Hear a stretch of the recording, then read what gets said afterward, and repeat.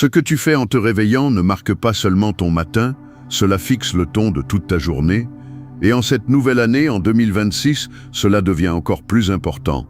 Nous vivons à une époque où le bruit commence avant la conscience, où beaucoup ouvrent les yeux et reçoivent aussitôt la hâte, la comparaison, l'inquiétude et la pression. Cette vidéo naît pour interrompre cet automatisme, pour te poser une question simple mais profonde. Qu'est-ce que tu devrais vraiment faire en premier au réveil? Et pourquoi ce premier instant peut-il changer ta vie spirituelle d'une manière réelle et concrète? Peut-être t'est-il déjà arrivé de te lever fatigué, même après avoir dormi, avec l'esprit déjà agité avant même de poser les pieds au sol, comme si la journée te tombait dessus. En silence, beaucoup se réveillent avec de l'anxiété, avec la peur de l'avenir, avec des charges que personne ne voit. Et le plus marquant, c'est que presque personne ne nous a appris à protéger ce premier instant du jour. On nous a appris à courir, à répondre, à réagir, mais pas à commencer avec sens. Ce message n'est pas là pour juger, il est là pour t'accompagner, pour marcher avec toi dès la première seconde du matin et t'aider à commencer autrement, avec plus de solidité, plus de conscience et plus de connexion avec Dieu. Si ce message touche ton cœur, je t'invite à liker et à partager cette vidéo.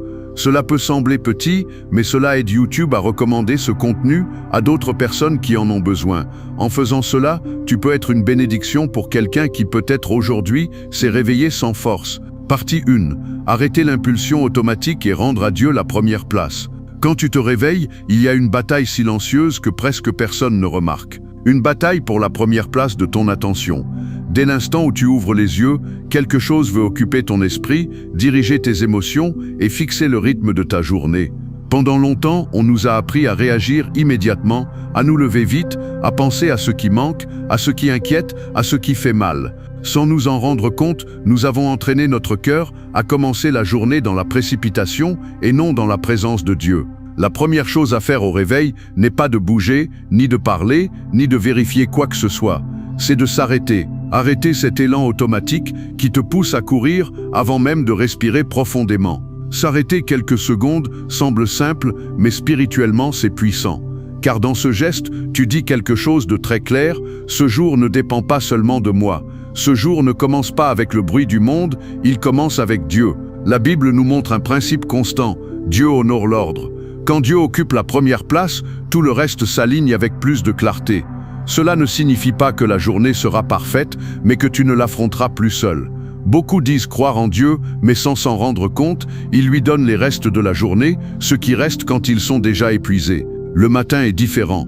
Le matin est une offrande, un commencement, une direction. Ce que tu fais à ce moment-là définit bien plus que tu ne l'imagines. S'arrêter au réveil est un acte d'humilité. C'est reconnaître que tu as besoin de direction avant de prendre des décisions, que tu as besoin de paix avant d'affronter ce qui viendra. Quand tu ne le fais pas, l'esprit se remplit de pensées désordonnées, le cœur devient vulnérable à tout et tu passes la journée à réagir, à porter des poids que tu n'étais pas censé porter. Le psaume 118, verset 24 nous rappelle « Voici le jour que le Seigneur a fait, qu'il soit pour nous un jour de joie et d'allégresse ». Ce verset ne commence pas par une action humaine, mais par une reconnaissance. Avant d'agir, reconnais. Avant de courir, remercie. Quand tu t'arrêtes au réveil, tu reconnais que ce jour n'est pas le fruit du hasard, mais un don permis par Dieu. Et cela change tout. Tu penses peut-être ne pas avoir le temps, mais il ne s'agit pas de durée. Il s'agit d'intention. Quelques secondes conscientes peuvent devenir un ancrage pour toute la journée. S'arrêter brise le cycle de l'anxiété. C'est dire à ton intérieur, aujourd'hui, la peur ne me gouverne pas. Aujourd'hui, je commence avec Dieu. Ce n'est pas de la religion, c'est une relation. C'est offrir à Dieu le premier battement conscient du jour, et quand il passe en premier, le reste ne pèse plus de la même manière. Partie 2, choisir la conscience plutôt que la réaction et apprendre à ton âme à se réveiller dans la vérité. Après avoir arrêté l'impulsion automatique, vient quelque chose d'aussi important, mais souvent oublié. Choisir consciemment depuis quel endroit tu vas vivre ta journée.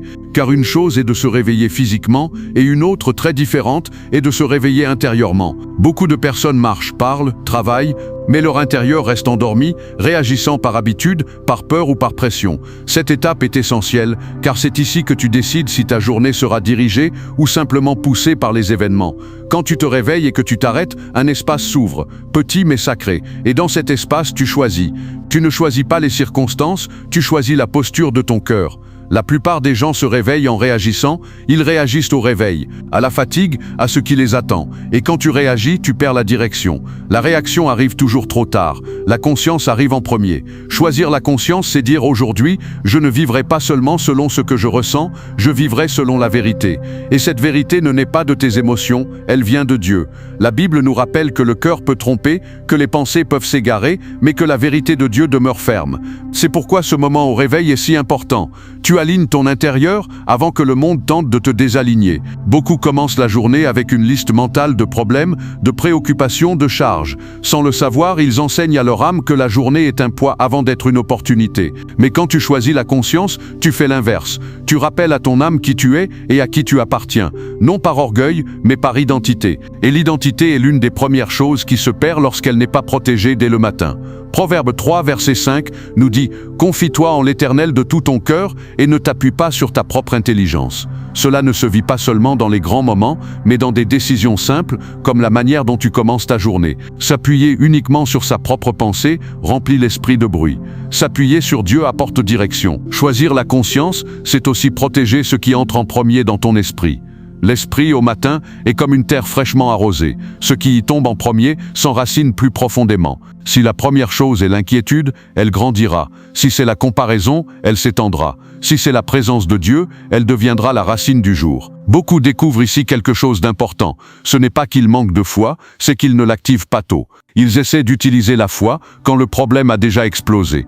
Mais la foi n'est pas seulement faite pour éteindre les incendies, elle est faite pour construire dès le début.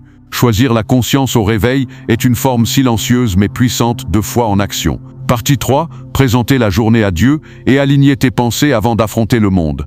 Après t'être arrêté et avoir choisi la conscience, vient un pas qui donne une direction réelle à tout le reste. Présenter la journée à Dieu avant que la journée ne te présente ses exigences. Ce moment est profondément transformateur. Car ici, tu cesses de vivre la journée comme un poids à supporter et tu commences à la vivre comme un chemin à parcourir accompagné. Beaucoup se réveillent en sentant que leur journée appartient déjà aux autres, au travail, aux responsabilités, aux attentes. Sans s'en rendre compte, ils abandonnent le contrôle avant même de commencer. Présenter la journée à Dieu, c'est faire l'inverse. C'est dire avec humilité et vérité, « Ce jour est à toi. Guide-moi dans chaque pas, chaque décision, chaque parole. » Non depuis la peur, mais depuis la confiance. Quand tu fais cela, quelque chose change à l'intérieur. Les pensées commencent à s'ordonner. Quand tu ne présentes pas la journée à Dieu, les pensées se dispersent, elles courent vers des scénarios qui n'existent pas encore. L'esprit se fatigue avant l'heure. Mais quand tu remets consciemment la journée, les pensées cessent de courir et commencent à s'aligner. Proverbe 16, verset 3, dit « Recommande à l'Éternel tes œuvres et tes pensées seront affermies. » D'abord tu remets, ensuite tu reçois la stabilité. Présenter la journée à Dieu n'est pas lui raconter chaque détail, c'est reconnaître sa direction. C'est un acte de reddition consciente. Et la reddition n'est pas une faiblesse, c'est de la sagesse. Personne ne peut porter seul tout ce qu'une journée contient. Quand tu essaies, tu termines émotionnellement épuisé, irritable, sensible à tout. Mais quand tu remets la journée, le poids se distribue autrement.